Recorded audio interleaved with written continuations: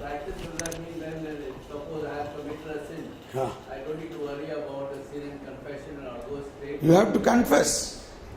The faith in the Lord don't save you. No, you have to confess, but with faith. But you should not think because of that you are going to be damned. There is no condemnation. You must confess with the faith. Yes. Please come forward.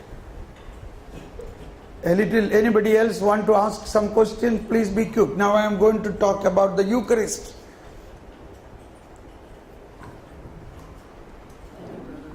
Question or sharing? Yes, speak. Yes.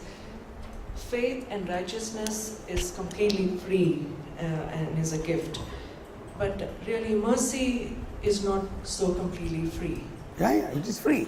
Because I think, or at least what I think is that God is asking us to repent. So repentance is really required for mercy. So in that sense, Christ has done the first repentance, I think, in Gethsemane, when he sweat blood for us. And again, it is the Holy Spirit who's asking us to repent. And that's where mercy really is not completely free. It comes with a requirement of repentance. No? See, wait a minute. See, all this is, we are now understanding it's all human work. That is why the problem is. You have to completely change this attitude. Everything is initiation of God. God's initiation, you are cooperating. Now you remember when you attended the first charismatic retreat, have you went with repentance? No. When you when you first time prayed for Holy Spirit, you started crying, oh my sins, everything came. So the Holy Spirit is the helper first initiating the repentance. It is the work of the Holy Spirit. We are led into that mercy. It is because Holy Spirit pour out the love of God into our heart. That is why we repent. Isn't that why the confession comes in as almost like a tool of repentance, so that we can get that mercy? I mean, isn't that how the mercy itself? This is what I'm trying to understand. You speak. Yeah, no problem. I feel that it is not. Mercy of God is definitely there. I mean, faith and righteousness being mercy, helps us understand that. Yes. But at the same time, God is merciful. That is because of the faith we believe that we can go to Him in mercy, because of His mercy, His generosity, His love. Correct. But at the same time, we have to have that conviction or that first point of repentance. And that's where confession becomes a tool for that repentance stage. When mercy it's just opened out and it's just poured into us. Okay, try the other way once. Okay. This is the way we are always doing. But try other way. That is why these great saints like Maria Vianney and Padre Pio and are famous. Why other priests also have confession? Why they don't go to him? Why they went to Maria Vianney? Because every priest is Christ. But it is our understanding. You try with this understanding once. It is, or we can say like this, it begins with Garden of Eden. When Adam and Eve, after committing sins, who took the first initiation? It's God. God. This is continuing. And did man went to heaven to get Jesus down, or God sent Jesus? So when all the people were away from God because of the original sin, God took initiative to pour out this mercy to the people. Yes. So that is why many New Testament examples, like Jesus went to the house of Zacchaeus. Jesus went to that woman who was in the well side. It was none of them was because of their initiative, but they cooperated with this. I just feel that, I'm sorry, I'm Yeah, sounding like don't worry, arguing. continue. It's like everywhere, when God, whether it is the, I don't want to say this as ungodly, but our own brothers and sisters who are yet to come into the Christian faith, of understanding our Lord are already given that mercy, are already given, or at least we are made instruments to lead them into believing and trusting in God's mercy. We are made instruments for that. So in that sense, whether it was Adam and Eve, whether it was anyone, even the lady who was at our Lord's feet, I feel each of them were literally brought into that path of repentance, which led to mercy. And that bringing into the path of repentance came because of the free gift of faith and the free gift of righteousness, which kind of makes it possible for us to believe that God is approachable, that we can just bank on that mercy and compassion which is so large. Okay, thank you. Thank you. So this is probably, we can say, an intercessory aspect. We have the gift of intercession. Intercession is also Jesus is the only intercessor and mediator. But Jesus said, you saw the dry vine and branches. Jesus make each one of us a branch, like the 4 men lifted the paralytic to Jesus. Now that man has no initiative, but somebody took the initiative. So, but one thing is there, mercy is, that's why maybe it is good to read some of the Psalms. In the Psalms, so much is written about the mercy, and all the more we have to experience it. When you really experience the mercy, and that is why the Beatitude is the new law. Beatitude is the new law, rather the explanation of the new law. What is the explanation of the new law? Be merciful, you will receive mercy. So that is an act from you. So when you experience Christ, or rather you cannot experience Christ if you think like a Pharisee that unless your own effort, without your own effort, you cannot receive mercy. That is what is the problem for us. That is what Jesus say, the old wineskin. That is what Jesus say, the old clothes. That is what Jesus say, the old wine. Romans chapter, sorry. The word of God is coming now. Oh, I'm sorry. Luke chapter 5:33. Luke chapter 5:33. So, although she said is very good, but what the point that mercy is not completely free, or mercy is completely free. But to understand that, we need a time. We need to really grow into this life in the Spirit. And that is what Jesus is telling, which is very rarely heard word here now. 5:33 says, those who are habituated in drinking old wine do not like the new wine. Probably those who know the drinking wine understand it very well. I used to drink earlier a little bit. So I like the strong drink, not the light drink. If somebody give me a beer, I said, no, I don't want beer. I want Scotch whiskey. Yes, that is my liking. So something like that. Those who are habituated in drinking old wine. Please read 5:33. And they said to him, the disciples of John fast often. No. 5:39 then. Okay. 5:39. 33 onwards is that paragraph. And no one who has been drinking old wine desires new, for he says, the old is good. This is, in fact, Jesus' words about the Jews and Pharisees who are always sticking to the old. They don't want to change. You see, you go to Jerusalem now. See, why so much delay for the Jews to accept Christ? But St. Paul, what happened to St. Paul? Was it because of his initiative?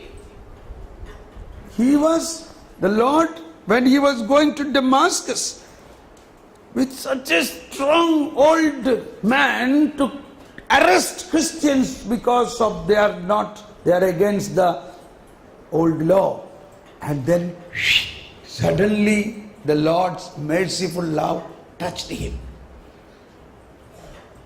And it is a compassionate expression. And his inner self began to speak. Lord, who are you? And you see, his life was transformed. So, I believe that we should believe God's initiation is first. We must believe this.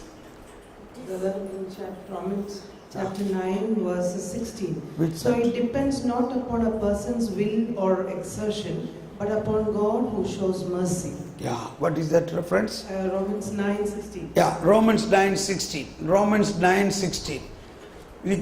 That can be a more better discovery. Come on, please read that. Romans 9:16. So it depends So it depends not upon a person's will not a person's will or exertion, or exertion but upon God upon God who shows mercy. who shows mercy. Now, I tell you, there can be lot of confusion now.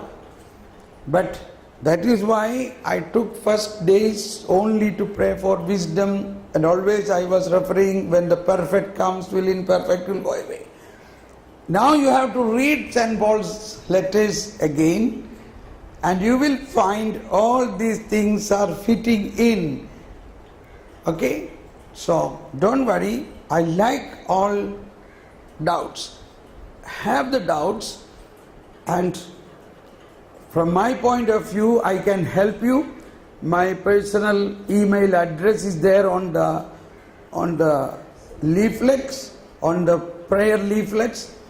You can write me a mail, and you can note your telephone number in that. Wherever in the part of the world I can contact you, or I can write a reply. That is how we can help. I can give you, because all what I had all these doubts in the beginning. I have gone through all these things. So then I got more and more references, and I was afraid to preach this. Then in 2013, Good Friday of 2013, before that I got all this understanding, but I was afraid to preach this because of the same reason. And in that Good Friday, in Rome, Raniero Cantalamessa, the great papal preacher, preached this on that Good Friday, that what is important is the righteousness. If you refer to the papal teaching, you can find that article or that preaching. And that gave me enthusiasm to start preaching. And then first time when I preached was to 4 sisters who are contemplative sisters, who are lifelong inside the cell, inside the convent. So I like them because they cannot come out to attend a retreat, but they are only 4. So I often give this possibility. I went to them, stayed there 3 days, I gave them retreat, and the first time I tried this teaching upon them. Praise the Lord. Because only 4 people, and they are open to discuss and all the thing, And it was proved. They marveled. They said, Thomas, how you understood this? I said, it is not Thomas, it is the Holy Spirit, the wisdom. Only thing, I was praying for wisdom. That also was the work of the Holy Spirit. He was not allowing me to pray anything else and pray for wisdom. So, this is very important. Now, today we heard today's interpretation of the scripture by Doctor of the Church, Saint Bonaventure. All what he was talking is about wisdom, which we were talking about. Okay, so now we conclude here. And today, the prayer we are going to do for the anointing of the Holy Spirit is different. We are not going to pray for charisms. We are going to pray for this revelation. We are going to pray for this spirit life in the Spirit. So surely, after this prayer, there will be an opening of the revelation and the merciful, the more meaning about all these things will come up. So by evening, you will have a completely different setting. Your computer will shut down and restart. People ask me sometimes, why when people are praying, somebody is fainting and down? I said, that is nothing but the new software has come. Now the computer has to restart. So when you are praying, you only pray, Lord, put all that new software inside me and shut down and restart. Then all other settings will change. Then your whole thinking will change. That is why Jesus said, the one who drink habituated in the old wine, don't like this. This is to be understood positively, because we are hearing around us. One side we hear in the TV all Protestant teaching. Other side we see our own friends are telling punishment, punishment, punishment, punishment, judgment, judgment, judgment. And then it is coming to us, we are also preaching that. And you see what Jesus says in these parables and in this. Everything is with merciful love. And what is the judgment? Did you recognize what the final word I said about judgment in paragraph 1040? That eventually the justice of God will triumph over all the injustice done by His creation. 40. The last judgment will reveal that God's justice triumphs over all the injustices committed by His creatures, and that God's love is stronger than death. God's justice triumphs over all injustice done by His creation. I tell you, if you are filled with that more love of God, even if you are a great sinner, when you love God, He simply hugs you. He is not going to even ask you repentance. Repentance is not going to be there then. What happened to this prodigal son when he came back? He made a big list of his sins. And he wanted to say, Father, please don't consider me as your son. I will work in the corner of your house like a servant.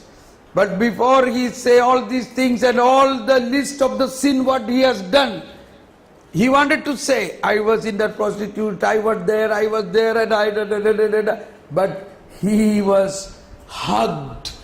The father hugged him, closed him at his chest and hugged him so much that he is not able to speak anything. He is not able to speak anything. He is only crying. Have you not gone to this experience in some time in a confession or not? Yes. You have brought a big list of sin, and then you started speaking, and you began to overwhelm with the merciful love of God, and you are not able to say, you are only crying. And then what the father said? He probably hugged you and blessed you and forgiven all the sins. But we don't preach all these things. We instead give a big list of the commandment and the sins related to all the commandments, and make people to evaluate, have you done this, have you done this, have you done this, have you done this. If you do this, this is what Jews were doing. What the Jews were doing? Jews made these 10 commandments, split it into more than 600 or 800 sub-commandments, and everybody is evaluating themselves based on that.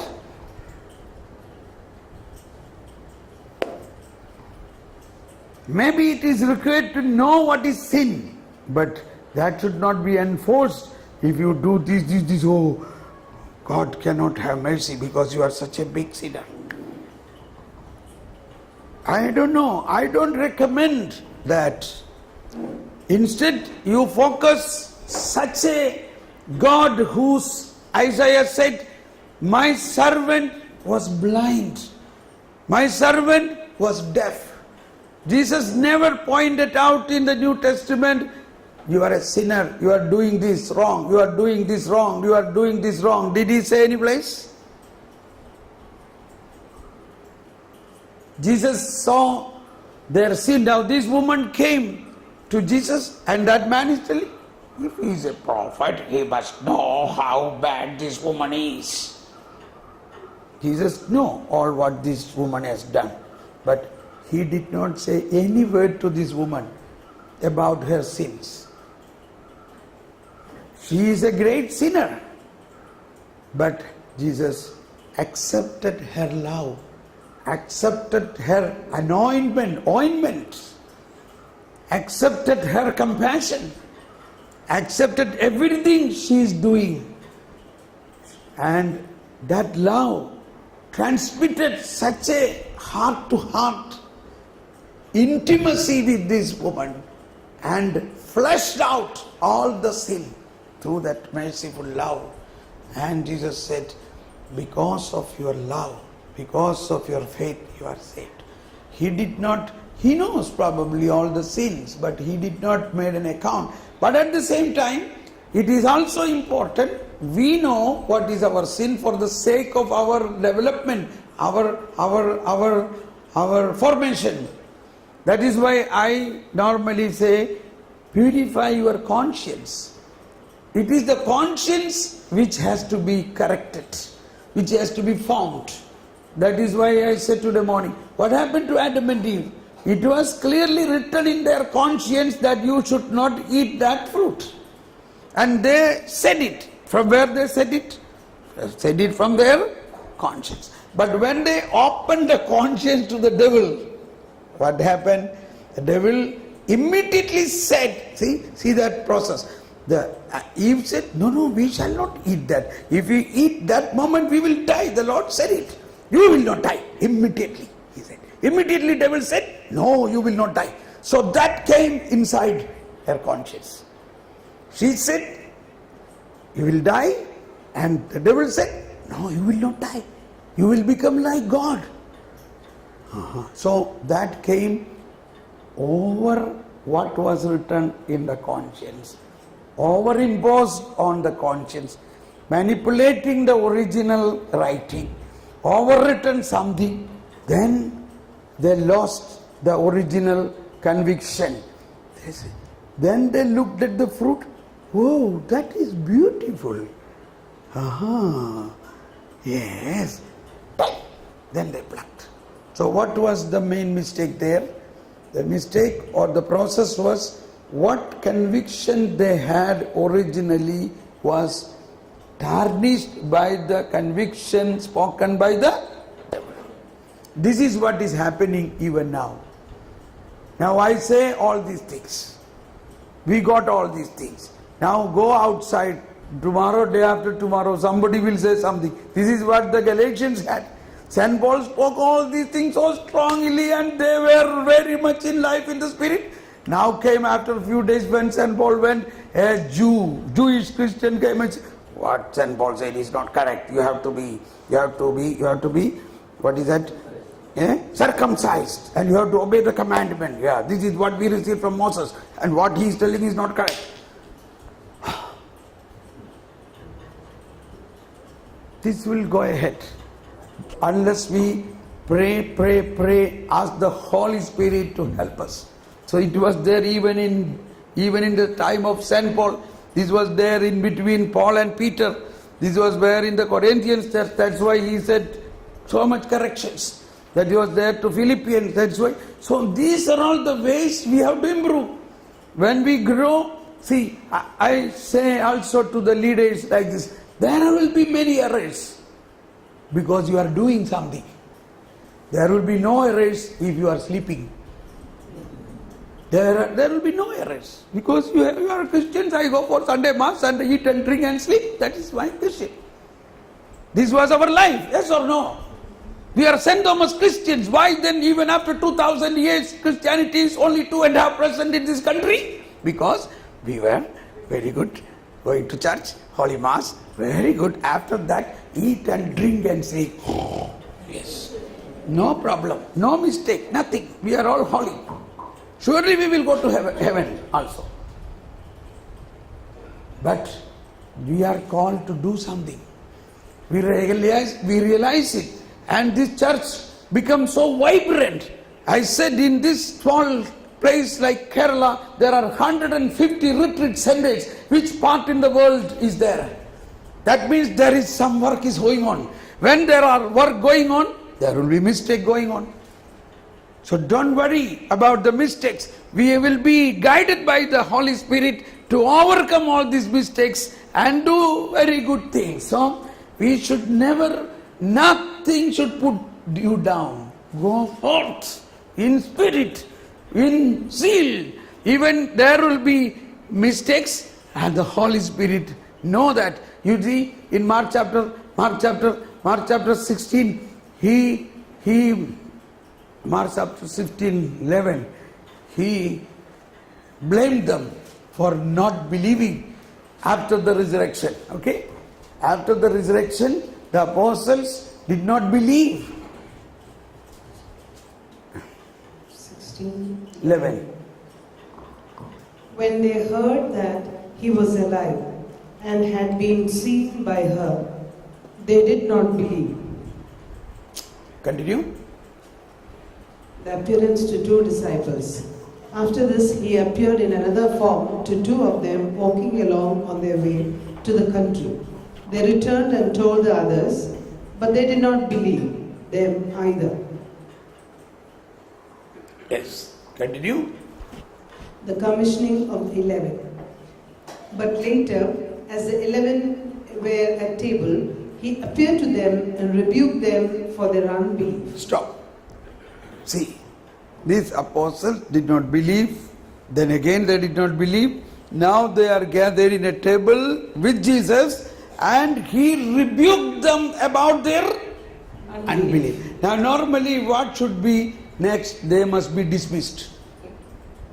Yes or no? It is written. There they did not believe. Then again after somebody appeared they did not believe. Now when they were together, he rebuked them for their unbelief. So they must be dismissed. But what is written there? What is written next? Rebuked them for their unbelief. Rebuked them for their unbelief and they must be hardness of dismissed. heart. But they are not dismissed. And the Lord said, I send you, go and proclaim. Go into the whole world. Go into the whole world. Proclaim the gospel. Proclaim the gospel To every creature. to every creature. What type of master is this? Because of their unbelief, he blamed them, he rebuked them. But then he anointed them. Why? Because he knew when the Holy Spirit comes, they will all be changed. All this will change after the Pentecost. When I give them Holy Spirit, that Holy Spirit will change all this setting. The Holy Spirit will give them faith. And then they will be completely different. Praise the Lord. Praise the Lord. So when we refer to that point, when they were chosen, Luke chapter 9.